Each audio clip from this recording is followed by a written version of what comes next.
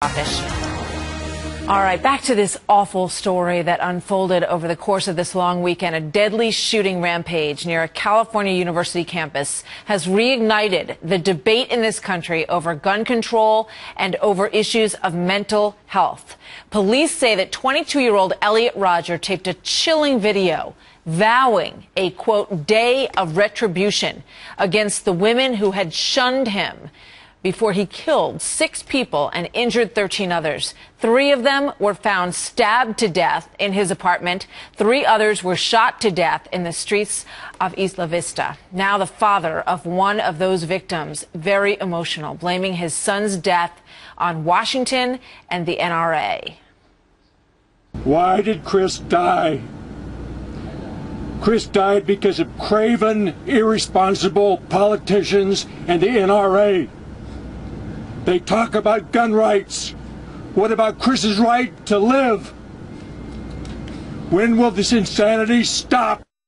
Your heart just breaks for him. What a terrible situation for all of these families. I am joined now by David Webb, host of the David Webb Show on Sirius XM Patriot. He's also a Fox News contributor, and Richard Fowler, the host of the Richard Fowler Radio Show. Gentlemen, you know, every time this happens, we look at these families and we hear their heartbreak. And you look for answers because something needs to be done to prevent these kinds of things from happening. But the big question is what? Richard Fowler, let me start with you. Well, thanks for having me, Martha, and I think you're completely right. I think every time you see one of these tragedies, we ask ourselves as a country, what can we do?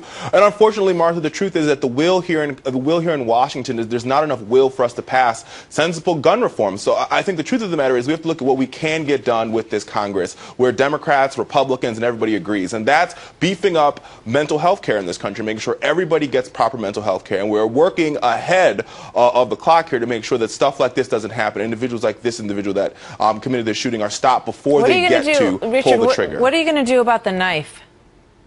Well, I agree. That's what I'm saying. It has to go beyond gun control here. We have to find a way to solve, deal with mental health care in this country because it's real. Yeah, it's a real issue. I think that's the crux of the matter here. And, you know, this is the thing that we dance around all the time, David. And we talk about video games, we talk about guns, we talk about violence, we talk about mental illness. And the only thing that ever seems to get any attention in this whole thing is the guns. And it doesn't seem to be solving the problem. Yeah, and Martha, you know, everyone can feel the pain or at least empathize with the pain of this father. He's just lost a child in a tragedy that we don't imagine, we don't ever want to imagine. Richard, however, mixes 2 things that need to be separated: gun control and the mental health issues. Since the 60s, there has been a fight to addressing the mental health issues at the state and federal level. That's been ongoing. The issue is mental health here. You're right. It's about the knife. It's a weapon. It's the person. It's not the instrument used. It's the person that's the problem. And in California, for instance, they need to look at what their states have done.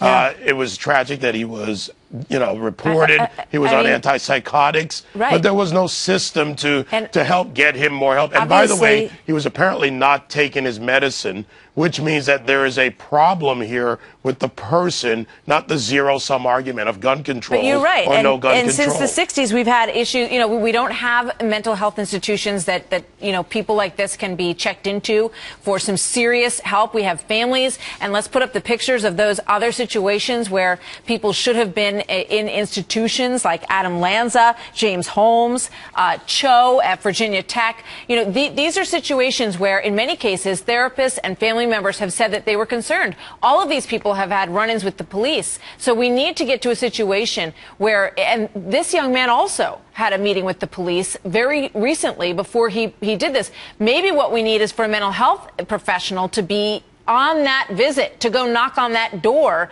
with the police, because the police, in this case, Richard, did nothing. No, you're completely right here, Martha. I completely agree with you on this particular point.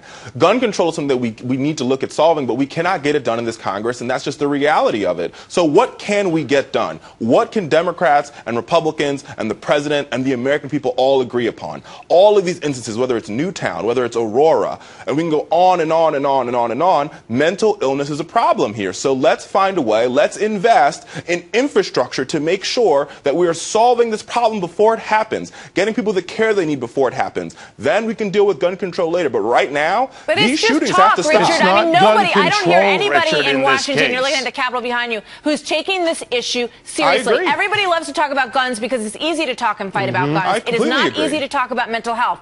And these families have been trying to get help for their children in so many cases, and they have nowhere to turn because the child has never committed a crime in the past. Everybody in so many of these situations knows that these people are ticking time bombs, and there seems to be nobody who has the wherewithal to do anything about it. And you know, Martha, here's the problem. Richard defaults to gun control, and we never get to the serious discussion here. Stop for a second, Richard. There's an issue of mental health here. He used both a knife and a gun. So let's not conflate the two issues. Look, it's difficult enough to figure out how you protect someone's Fourth Amendment rights as at the same time dealing with someone who has serious mental issues where there have been warnings, there have been more than indications, reports by family members, police involved. Martha's got a very good point. How do you get to a point where maybe a clinician, someone who can truly diagnose, is brought into the argument? At the same time, there are many people around this country who have had counseling for some reason or another who don't need to be thrown into the mental illness block and barred. And if we go to the NICS was passed in 2008 during the Bush administration.